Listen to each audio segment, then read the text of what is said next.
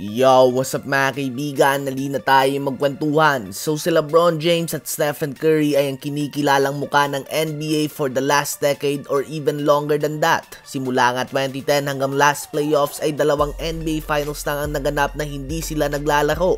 Meron silang combined 8 championships, 6 regular season MVPs and 5 finals MVPs.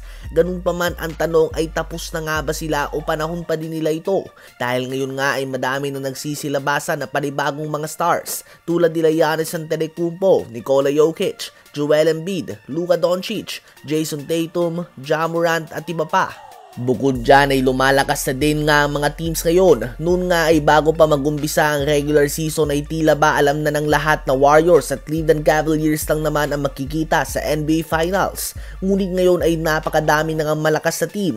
As of now, kung titingnan natin ang roster ng Warriors at ng Lakers, mas talented at mas malalim nga ang lineup ng Lakers kaysa sa Warriors. Kung talent lang ang pag-uusapan, pwede ngang mailagay ang Lakers sa top 4 ng West kasama ang mga teams sa tulad ng Denver Nuggets, Phoenix Suns at Los Angeles Clippers, habang ang Warriors naman ay may isang bagay nga na wala ang madami at yan ay ang chemistry nila sa isa't isa. Si Steph, Klay at Draymond nga ang mga player na pinakamatagal nang naglalaro para sa isang team sa buong NBA ngayon.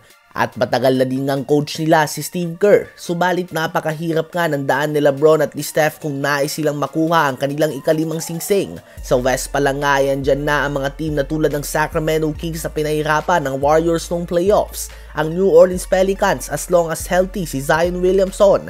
Ang Dallas Mavericks na may Kyrie Irving and Luka Doncic na gutom na bumawi. Ang Houston Rockets na malaki na ang in-improve ngayong off-season. Ang young team ng OKC Thunder na patuloy lang na nag-i-improve. Ang Minnesota Timberwolves na papangunahan na ni Anthony Edwards. Ang Los Angeles Clippers na palaging delikado.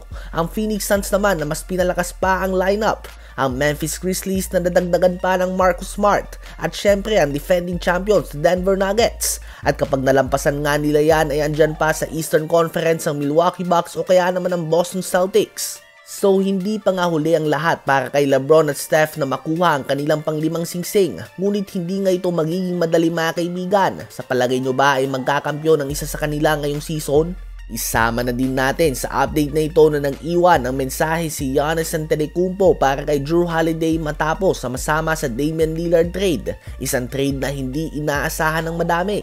Good luck nga daw at nagpasalamat ito sa pagtulong sa kanya na maabot ang championship. Kapatid niya nga daw ito panghabang buhay kahit ano pa man ang sabihin ng media. So ayun nga po mga kaibigan, madalas nga noon kapusay ng Milwaukee Bucks sa playoffs. Ngunit nang dumating si Jrue Holiday, siya ay nagsilbi bilang ang missing piece nila sa championship. And they can make an argument na sila nga ang best team sa buong Eastern Conference and even sa buong NBA tuwing healthy sila. Sadyang tinamaan lang nga talaga ng injury si Middleton at Giannis noong playoffs. Ngunit hindi nga malabo na nakabalik sila sa finals ng 2 pang beses kung nanatili silang healthy. Ano ba masasabi nyo tungkol dito?